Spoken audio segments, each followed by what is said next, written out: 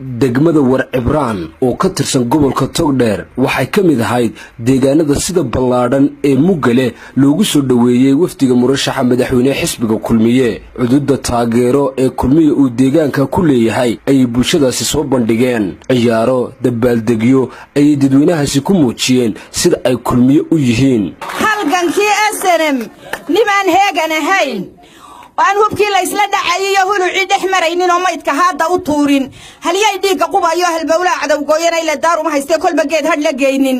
aan habeenkii la diwaayno maalintii hadsan waayin ee had qabow iska joogo ilaa uu baxay maantow kursiga heli ma isla hawl yarayso walaal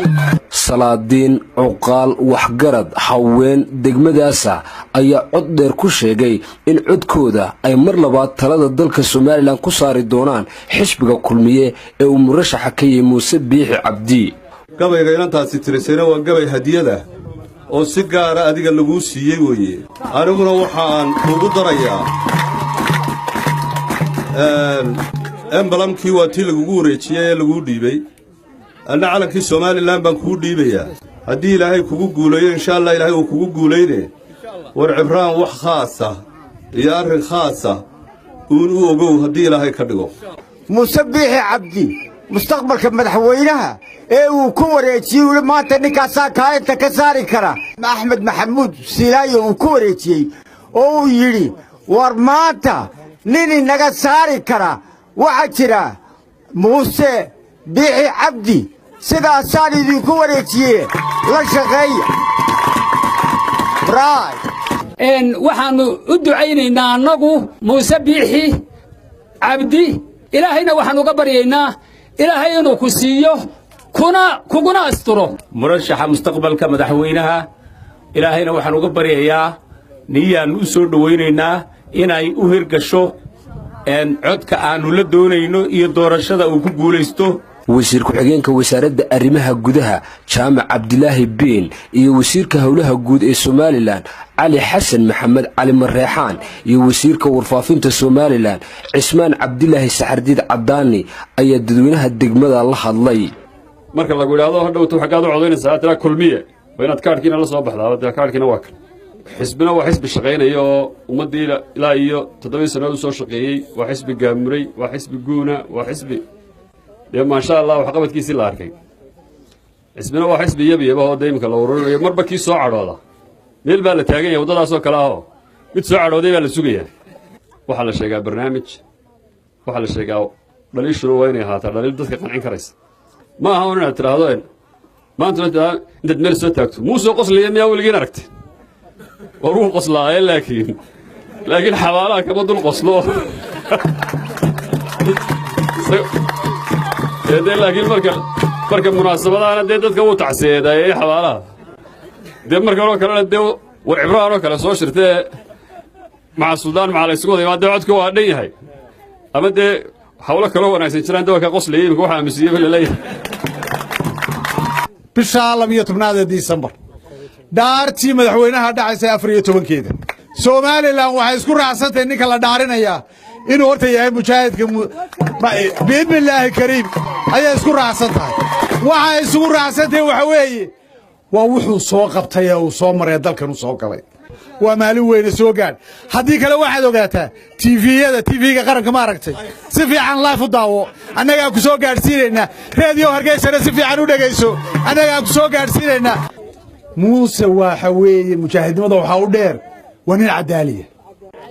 ما حد كوكا إنسان عدالة ده ودليله وحا ودليله شركي بالقبضلي أسنا مقواتك لقو دورتي مشاهد كي مدحويني وقوري عبد الرحمن أحمد علي موسى ورتا شركة عدالة دي سقوي فاكبضان هو مدحوينها يقو كتشرو أحمد محمود سيلانيو وده موسى يغاني يلاهون حريستي عبد الرحمن أحمد علي لوضو مركز شركة لقى صوبحي وحي إلهدين موسى وهدان سيدن مودا inadu cadaaladahay rag badan baanu bari hore u sheegay waxaan oran lahaynaa loo dhiibo mujaahidka inuu hogaamiyo SNM chairman-nimadeeda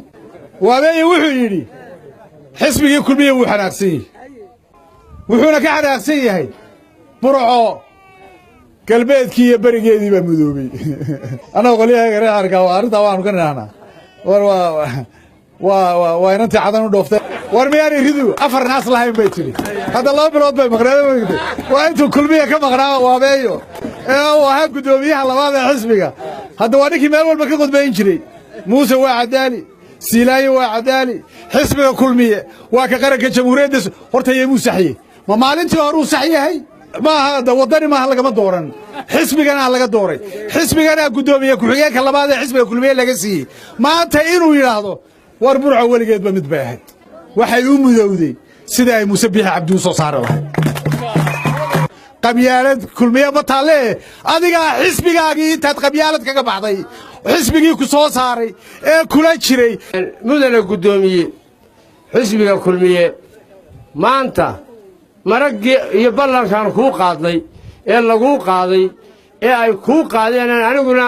maalintii ka wastada ahaa waxaan idinka mahadnaqayaa haddaan ka soo jeedo degmada iyadoo odayaashii magaalada oo dhan yihiin aad baa u mahadsantihiin dadweyne aad iyo shacbi aad u dul badan baa tihiin aad u dhisan qarankooda tihiin gudoomiye Muuse Biixi Cabdi waxa uu tilmaamay sida kulmiye iyo bahweyntiisa ay uga go'an tahay in dadka oo mida horumar qarankan la gaarsiiyo haddaynu bulshooyinka kulmiyanahay oo aynu xisbiga wadaagno oo xisbigaasi uu yahay xisbiga Soomaaliland oo dhamaysugu timid xisbiga waxaynu u aasaasnay inuu noqdo xisbi ummadoo dhan qanciya oo isugu timaado oo ay ku walaalowdo oo ay danteeda iyo danta qaranka ka dhaxaragto xisbiga kulmiye oo maanta qaangaara ku dhow ma aha xisbi caadifad lagu dhisay ma aha xisbi qabyaalad lagu dhisay ma aha xisbi garoonka fuula oo maanta meel ku gaara taana waxa ku daliila xisbigaasi doorasho oo dhacdaba dad baa u soo kordha xisbiyada kale dad baa ka dhaca qaarna waa la waaya waxa uu taariikhda ku galayaa ilaa iyo 60kii xisbiyadii la sameeyay af Soomaaliya inta ku hadasho dhan waa madaxweynaha xisbi dhisay ee ku soo baxay madaxweyne ka noqday ee ka tanaasulay ee cid ku ragiisii ku soo gacan qabtay uu soo barbaariyay ee xisbigii iyo murashax isagu uu doortay oo dadka ku qanciyay ay hor yimaadaan waa koow kulmiye haddayna waxaanu doonaynaa ka jooga dhahar ee kulmiye iyo ka jooga sayrac inay markay isu tagaan aanay odhan qolama tahay ay yiraahdeen ma kulmiye